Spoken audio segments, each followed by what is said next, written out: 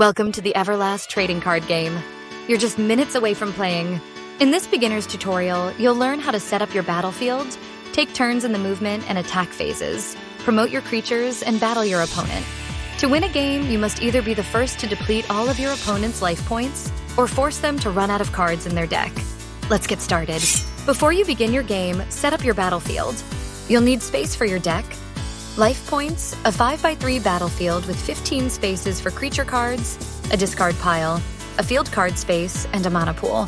Each player shuffles their deck and draws the top 7 cards. Look through your hand for up to 3 primary type creatures, which will be labeled primary in the upper left corner, each belonging to a different category type, which is labeled in the top right of the card's text block. Primary type creatures are the only creature cards you can play onto your battlefield at the start of the game. Choose up to 3 applicable creatures of different category types, attacker, defender, and support, from your hand and place them face down in front of you in any of the 15 spots on your battlefield. These will be your starting active creatures. It's important to build up your battlefield in case your active creatures are slain, as this opens space for your opponent's creatures to attack your life points directly. Once both players have set up their starting creatures, set aside 8 cards from the top of your deck without looking at them. These represent your life points. When you attack through your opponent's battle lines without being blocked by an active creature, your opponent takes a point of damage, drawing a card from their life point total. Now you're ready to start the game. Flip over the face-down creatures in play and move into the top of the round, applying any start of round effects from traits. It is important to note that cards played at the start of the game do not activate their drop abilities. After applying any start of round effects, both players roll for priority initiative to determine the order of play for the combat round. Each player rolls a 6-sided die, with the higher value moving first during both the movement and attack phases of the combat round, and the lower rolling player taking their turns after the higher rolling player. If the result is a draw, roll the dice again until one player rolls a higher value. After determining the combat initiative order for the round, you move into the movement phase. You must start your turn in the movement phase by drawing a card from your deck.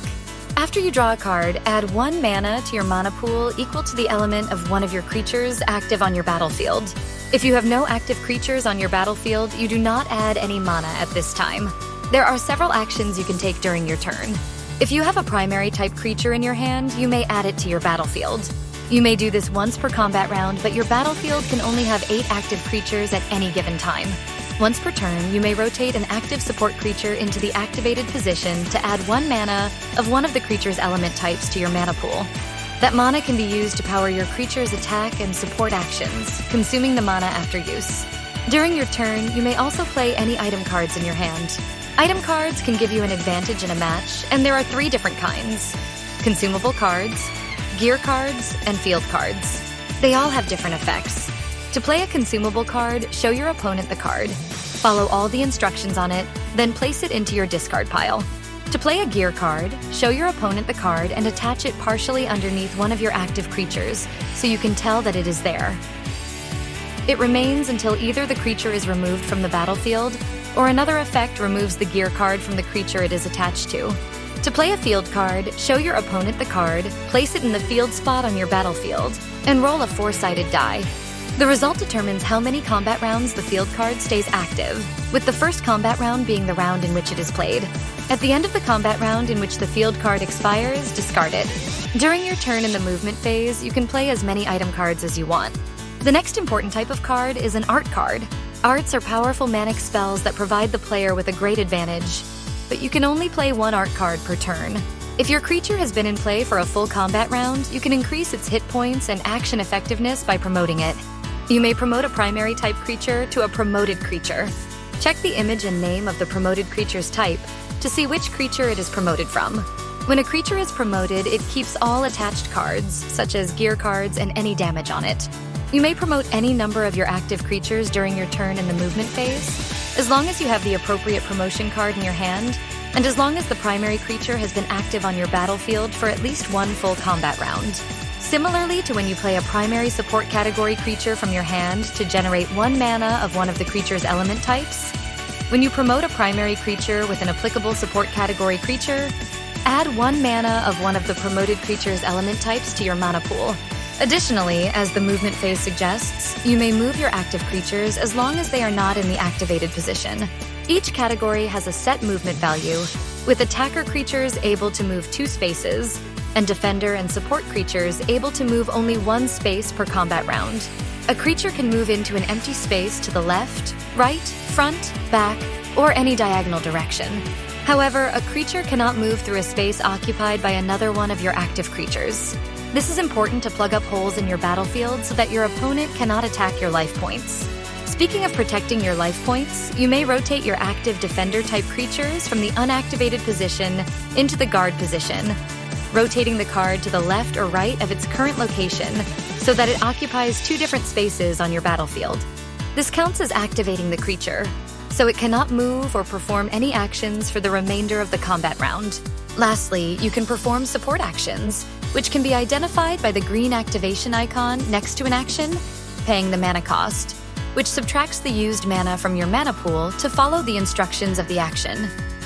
After performing an action, rotate the creature into the activated position by facing it backward on your battlefield. After both players conclude their turns in the movement phase, it's finally time to move into the attack phase. This phase takes place in the same priority initiative order established at the top of the combat round, with the player with the higher priority initiative value finishing their turn in the attack phase before the player with the lower priority initiative value executes theirs. Attacking is the only way to defeat your opponent's active creatures and deal damage to their life points. Look at one of the attack actions listed on your creature's card, represented by the red activation icon. Check to see if you have enough mana of the corresponding element type to use the chosen attack action. If you have the right amount and correct element of mana, tell your opponent which attack action you are using and read the attack text out loud. Only creatures in the unactivated position may make attack actions, and after performing the attack action, the creature is rotated into the activated position. Damage markers represent the damage done to a creature. Before adding damage markers to a creature after an attack, you'll need to check one more thing. Weakness. Most creatures have elemental weaknesses. For example, frost element creatures are weak to attacks from flame element creatures and will take double damage. Similarly, most creatures have resistance to specific elements and will take less damage from attacks made by creatures of that element. A creature's hit points represent its health. Compare the amount of damage on a creature with its hit point number. A creature is slain when it has taken damage equal to its hit points. Slain creatures are moved from your battlefield to the discard pile along with any attached cards. While slaying a creature does not inflict damage to your opponent's life points, if you slay an EX creature, your opponent loses 1 life point, or 2 if it is a legendary EX creature. Once your opponent draws their last card from their life points, you win. After both players finish their turns in the attack phase, move to the end phase. Reduce all timers for effects, status ailments, and field cards, concluding a combat round. Continue to consecutive combat rounds in battle until one player wins by reducing their opponent's life points to 0, or by decking them out, which occurs when a player goes to draw a card in the movement phase and no cards remain in their deck. Revisit the rules as often as you need to. FAQs and quick start rules are also available on the Fantasy Forge Studios website. Have fun, and may Alamnia guide you.